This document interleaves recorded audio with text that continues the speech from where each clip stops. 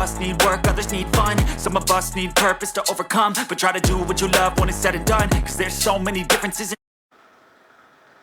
Halo Sobat Harjo, gimana nih kabarnya? Semoga tetap sehat dan semangat ya. Hari ini seperti biasa, Divi Baiti bakal bacain 7 berita teratas dari harianjogja.com edisi Kamis 28 Juli 2022. Langsung aja kita ke berita yang pertama. Jet tempur meraung di langit Jogja, ini penjelasan TNI AU. Sejumlah pesawat tempur meraung-raung di langit Jogja pada Rabu 27 Juli 2022 sekitar pukul 10 waktu Indonesia Barat.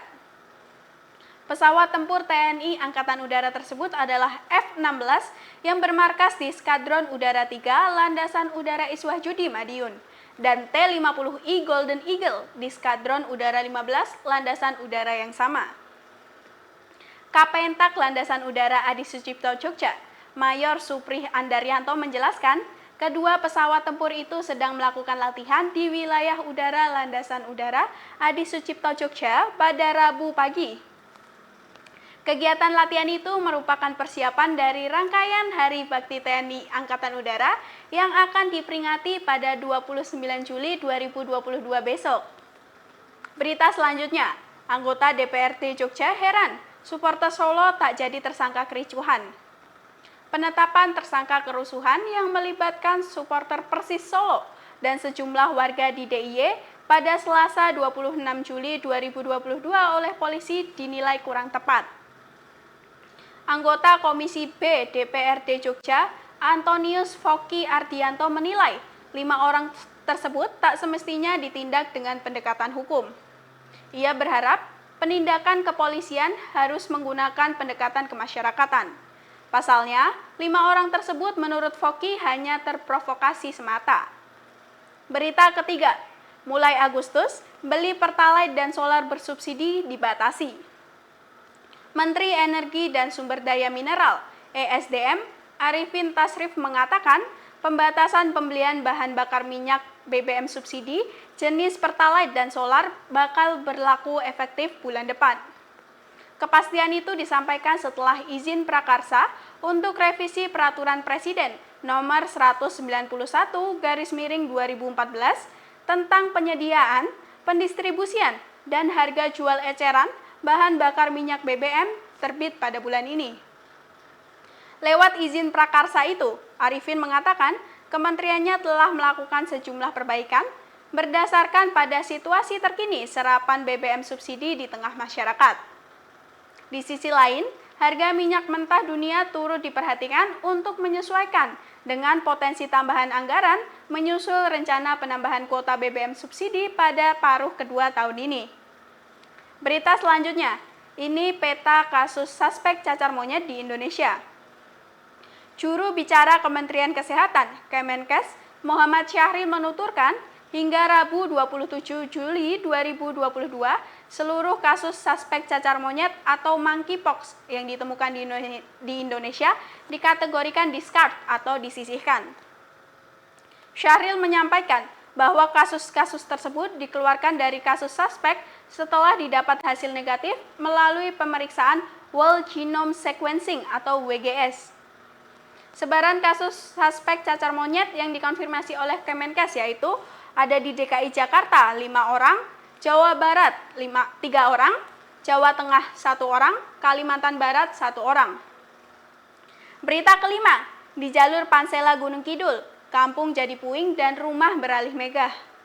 Di jalur Jalan Lintas Selatan, JJLS atau Jalur Pantai Selatan Jawa, Pansela di Giri Subo Gunung Kidul, deretan rumah telah dibongkar dan hanya menyisakan dinding dan puing-puing. Adi Purwanto, seorang warga setempat yang berumur 69 tahun, mengumpulkan pecahan-pecahan genting rumah yang berserakan di antara puing-puing rumahnya. Ia menyapunya karena atap rumah sudah dibongkar, namun lantainya masih tetap aman saat dipijak. Rumah Adi Purwanto termasuk dalam puluhan rumah di kawasan tersebut yang harus dibongkar karena terkena pembangunan JJLS. Pembebasan lahan telah berlangsung pada tahun 2017 dan saat ini warga mulai menebangi kayu dan membongkar rumah.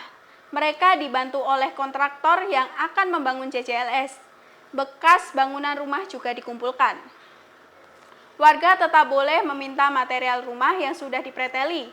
Cerita selengkapnya tentang warga Giri Subo Gunung Kidul bisa Sobat Harjo baca di harianjogja.com. Berita selanjutnya, waduh, ribuan keluarga di Gunung Kidul masuk kategori miskin ekstrim. Sedikitnya 6.390 keluarga di Gunung Kidul masuk dalam kategori miskin ekstrim. Jumlah ini berdasarkan data yang dikeluarkan oleh Tim Nasional Percepatan Penanggulangan Kemiskinan TNP2K di 2022.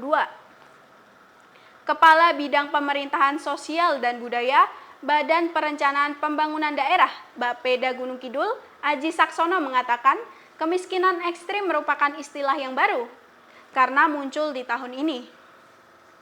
Meski demikian, sudah ada program penanggulangan dari Badan Kependudukan dan Keluarga Berencana Nasional BKKBN bahwa di 2024 sudah tidak ada lagi kategori keluarga yang masuk dalam kategori keluarga miskin ekstrim. Berita ketujuh, situs Yoni tanpa lingga ditemukan di ladang warga Gunung Kidul. Begini kondisinya. Jejak lingga dan Yoni ditemukan di ladang di Dusun Munggur Wetan, Sidorejo, Kapanewon, Ponjong. Kondisinya kini terlihat memprihatinkan, sehingga sangat membutuhkan perhatian dari pemerintah. Pasalnya, situs tersebut kini tidak lagi lengkap karena hanya menyisakan Yoni. Yoni yang tersisa menghadap ke arah timur dan berbentuk kotak, di tengahnya ada lubang berbentuk persegi dan di dasar ada lubang yang mengarah ke arah barat. Sedangkan lingga sudah tidak diketahui keberadaannya sebab dicuri sejak 1974 lalu. Selain 7 berita teratas tadi, Divi Baiti masih punya informasi menarik nih buat Sobat Harjo.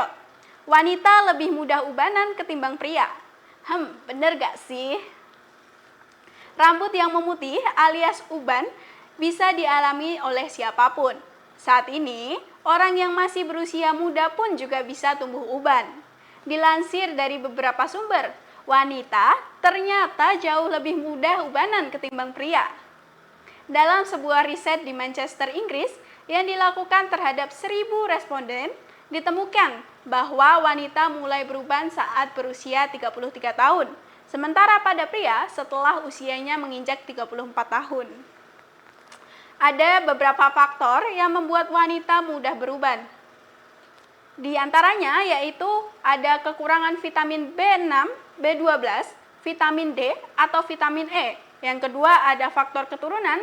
Yang ketiga ada stres berat. Yang keempat ada kebiasaan merokok. Yang kelima salah pilih produk rambut. Yang keenam ada gangguan fungsi tiroid. Jadi Sobat Harjo, rawatlah rambut dengan memenuhi kecukupan vitamin untuk tubuh, agar uban tidak lekas tumbuh di kepala Sobat Harjo. Nah, informasi tadi sekaligus menjadi penutup perjumpaan kita kali ini. Oh ya, Divi mau ngingetin nih buat Sobat Harjo, kalau 4 film buatan Harian Jogja bersama Kesbang Poldaye sudah tayang loh di YouTube channel Harian Jogja. So, buat Sobat Harjo, langsung aja deh cek channel YouTube Harian Jogja. Dan juga jangan lupa buat like, komen, share, dan subscribe-nya ya. Divi Baiti pamit undur diri dan sampai jumpa. Go, go, go.